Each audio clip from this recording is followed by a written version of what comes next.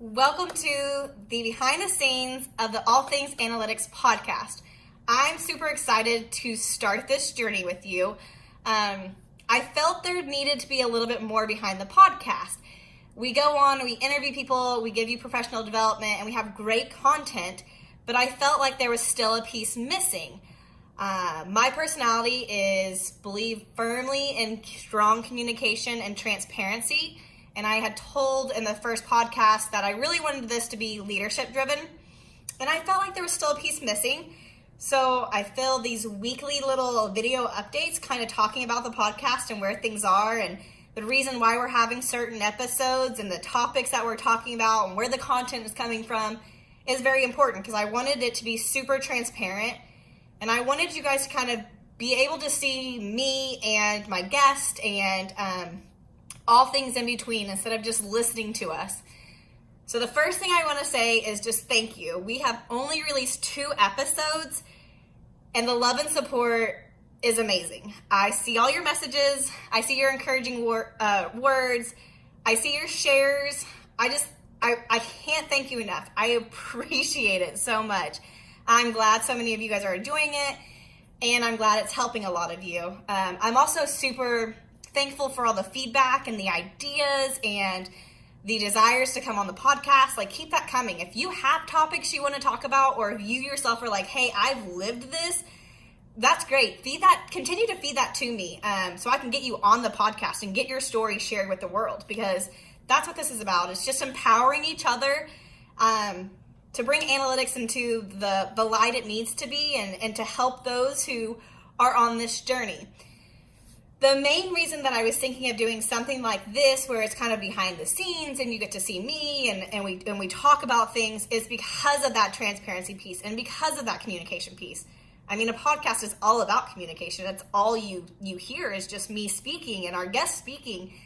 But I still feel like it's missing something, and it's missing that true, raw transparency. And it really hit me because the next podcast that is going to get released is about change and adoption. And when I did it, I was all, the content's great, I've lived experiences, both good and bad, I researched the topic, and everything is there for you for a professional development standpoint. However, I felt like my story wasn't attached to it, and that bothered me because I felt like that's what I owe to you guys. And maybe that's not the place to put it on the podcast, but it's definitely something that I want you guys to be able to hear and remember kind of where this is coming from as you're listening to the podcast, or to be able to go back and understand like the real life experiences within each of those. Now, some of the podcasts we actually do talk about some of our real life experiences, and that's great, but I still think there's pieces missing. So hopefully this behind the scenes will help you guys make more connections and really connect you to the podcast itself. So what I want to talk about is change and adoption. Now, this is going to be episode 3, and it will be released on the first Tuesday in July. It's a shorter one because it's all professional development, so it's just me speaking to you. I give you 2 reasons why your change and adoption is maybe not working in your organization, and then I supply you with 4 solutions that you should start working on to utilize to help your adoption rate. The crazy thing is this is probably one of the most personal topics, and that's why I felt so compelled to share it with you so early on, because it truly can make or break an organization and a person, and I've lived that, and it's not fun. And so this podcast is sort of glamorous, that highlight reel of people, but I wanted you to be able to peel it back and know it's not always easy and it's not always glamorous. So I want to give you my two of my real life experiences to kind of help you understand where this next podcast is coming, or episode is coming from. So the first one is, I worked for this amazing organization. It was actually early on in my analytic career, and I was helping implement and lead that, bringing BI into the organization. Now, it wasn't just me. I absolutely had a huge team, some of the best people I've worked with, and we fell under a phenomenal leader. I mean, maybe the best that I've ever seen or heard of when it comes to truly getting your organization to be data-driven. He was brilliant in the way that he handled every situation. I'm not saying that journey was easy. Definitely felt at times I had red tape. We had hurdles, obstacles, conflicts. I mean, we had it all. However, the way that the leadership handled it and the way that we worked as a team spoke volumes to the organization itself. But that is the true reason why today, probably within a year of them starting, they are a true data-driven organization. It's because of the leadership, the opportunities the employees had to work together, and then just the overall culture of the team together and really trusting one another, knowing that maybe they don't understand the full picture now, but trusting the experts to lead them down that path. So that one was easy breezy. And then you go into another situation, and when it becomes not easy, it hurts. And it hurts really bad. And as an analyst, you have to have a strong backbone, and you have to know that you're always going to be met with some confrontation, some threat. And that's normal. It's unfortunate, but it's normal, because business intelligence and analytics, even though it's so ingrained into our lifestyle, it's still kind of new to some people. They don't realize that everyday tasks that they do is literally using analytics. And so when something comes in and it's time to change the way we do things, with change comes fear and threats, and that has to be released on somebody.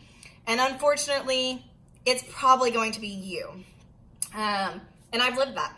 And that's kind of why I felt when I went through this podcast and this episode, and I'm here telling you how to change and what you should do for your organization. It's great tips, and they are very successful. And it's not just coming from me. It's tons of research. However, I wanted to get more on a personal level to tell you, I've cried before. I've literally been brought to tears by colleagues of mine who probably didn't intentionally want that to happen. And so this whole change in adoption, whether it's analytics or this whole new thing of digital transformation, it's hard. It's hard to understand. It's hard to utilize. It's hard to figure out how it's going to fit into your organization. And it's hard to make that happen. And I get that. And I want you guys to understand that it's not easy. And it's okay that it's not easy. And no one's out there to say it is. I mean, I have lived in this world for so long, and I still have days where I'm like, I don't quite understand what you're saying. We need to break this down. And I live and breathe it. So I can only imagine to those that are new or that don't understand it or don't have the experience, or it can be a lot. But that's why I kind of hope this podcast opens up opportunities and provides solutions and provides stories and journeys that really help you kind of understand and connect in a way that is positive for every aspect of your life. Now, I want to get back to telling you why I cried and kind of taking off the glamorous part of this podcast and putting in the real and the transparent, because I want you and I to be able to trust each other, and I want you to know where I'm coming from, and that it's with love, and I'm here, and it's supportive, and I want to be able to encourage you, because I know there's many other analysts or businesses that kind of have to go through the hardships. If you haven't read the book Crucial Conversation, I encourage you to. It's a really, really good book. It helps walk you through maybe some of those times where you need to have those tough conversations, and it kind of gives you an idea of what you should do and how you should handle those. It's no fun. I'm actually okay with having those conversations, again, because I like transparency and communication, but just because I'm okay with having them doesn't mean that I love them, and it doesn't mean that I'm always an expert at them. I have numerous times went back after a conversation I've had and like, I should have done it this way. But the good news is, the more you're met with those and the more that you're open and willing to have a safe environment to talk to people about them, the better and easier they are. So back to whenever I worked for an organization that I'm going to say I probably failed as an analyst. I worked for an organization, and when I came into the organization, I was told from my boss, this is going to be hard. There are so many employees that don't believe in it. This isn't the right culture, and so many other things. Like, I literally walked into, there's a challenge, probably not going to meet it, but hopefully you can. And I was like, all right, cool. I got this. I mean, I've done it before. I can do it again, right? Not so much. We started to kind of walk down that data journey, looking at what data's out there, what people are currently looking at, what do leaders want, everything of those sorts. Just the normal data journey you take with somebody.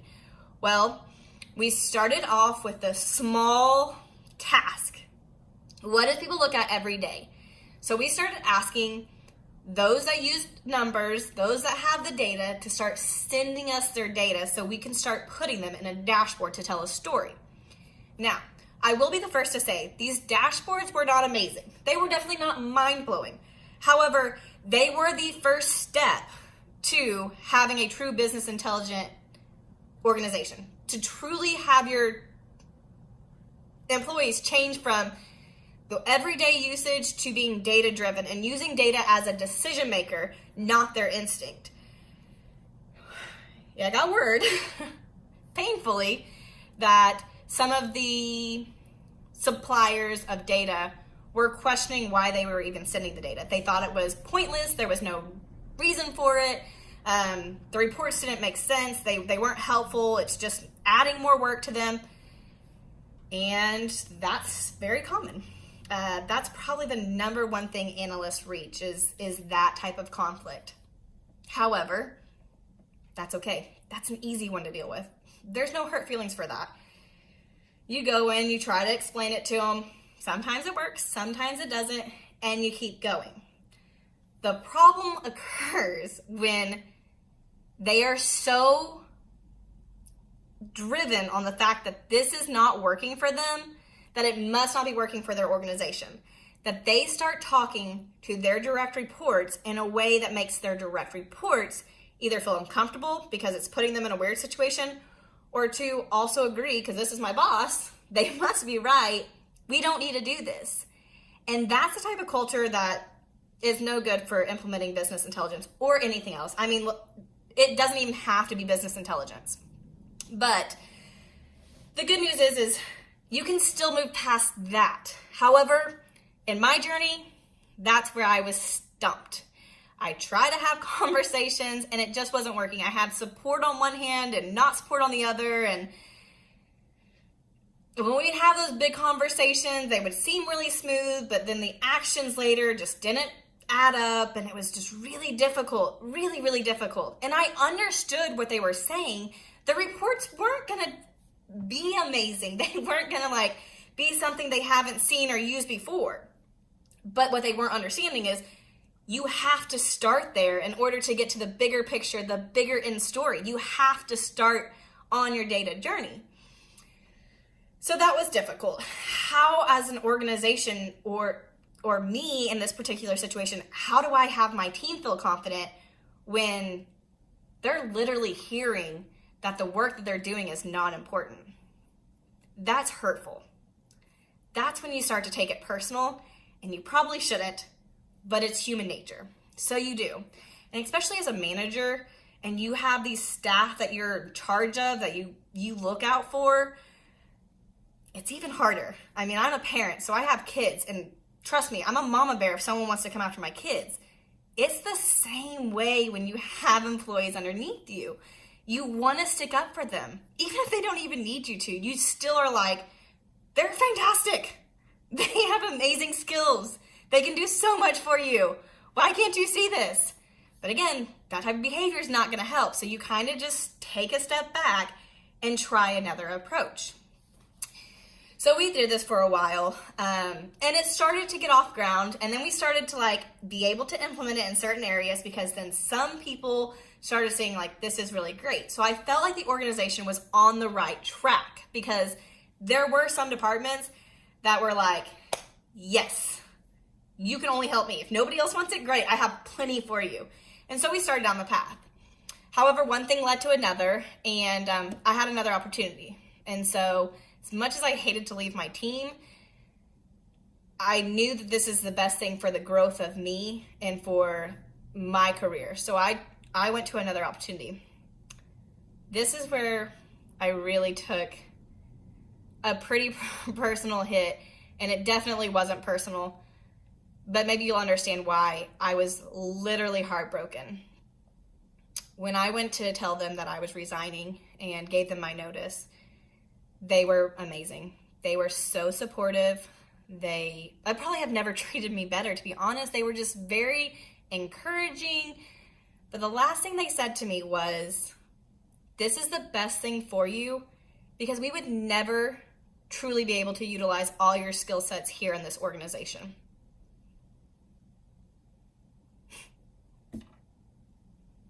Ouch. They totally did not mean it like that. I know they were just trying to be encouraging because they know it's hard when you leave an organization. It's never fun to tell someone you're leaving. I mean, I guess some cases it might be, but in this one it definitely wasn't. I mean, I had so many friends back there. I still talk to them. But what hurt the most is that was my job. As a business intelligence analyst and as the director of that area, actually, at that point, I was even more than that. I felt like I had failed because when I left, that's what they told me. When all reality, they probably have more data than most organizations. They, by far, fit the category of being a data-driven organization. They could lead the way in so many departments because of the data they have and the connection they have with people that utilize that data. So to hear this, I'm like, what skill sets do they think that they don't need or can't use? Because I'm not that amazing. They can use every single one of them. But I had failed. And that failure hurt. I mean, even though I was going on to something bigger and a better opportunity, that stuck with me for some time. It didn't make me angry. It just hurt. And it made me analyze, go figure, right? Over and over and over the situation and what had happened. But it's not the right timing. It wasn't the right organization, and it wasn't my fault. That's just it. So sometimes as analysts, you're going to run into that. You're going to do everything you know what to do. You're going to try to take the high road every single time because you know it's not a personal attack. You're going to try to keep pushing to get data into the organization to be utilized to make those decisions. But sometimes it's really hard for an organization to pivot and go that direction, especially if the leaders have so much experience and they know the history of the company where they want to say that their experience and their instinct decisions will always outweigh the analytic insight decisions. That's not true. But to get someone to understand that is very difficult and sometimes impossible. And I am telling you now, try your hardest. But if you run into that, it may be time for you to look for something else because it's just not there. And you as analysts can spend your time, your effort, your energy, your resources to where you completely no longer exist to who you are and get nothing. But if you were to leave, give that organization an opportunity to change itself within first, and then allow somebody else to come in and pick up where you left off, you're doing yourself a favor and that organization. I really wanted to come on here and kind of give some backside of what this podcast episode meant and where it came from and why it's so important to me. Like I said, I don't really grasp it in the podcast. I'm very focused on giving you the content and making sure that you understand how to implement it. But I was missing something, and I was missing the connection with you to let you understand, been successful, and I have failed.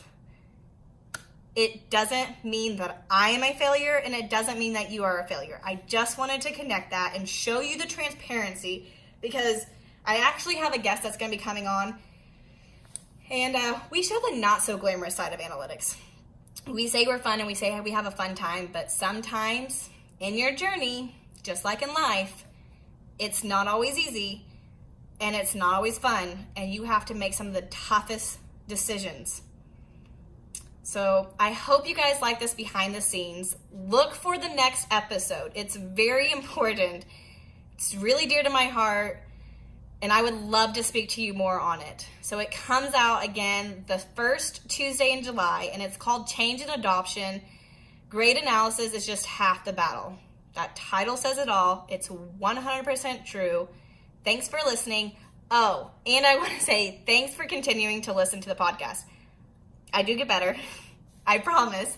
I do get to make fun of myself for the first couple episodes because I talk too fast. The second episode, you probably didn't pick it up, but it's really fast. It's a lot faster than my normal fast. And it's because I wanted you guys to not hate me and not get irritated with the fact that like every breath I had, I kept going in the podcast. So you're welcome. We had those cut out, but when we had those cut out, it speeds me up even more.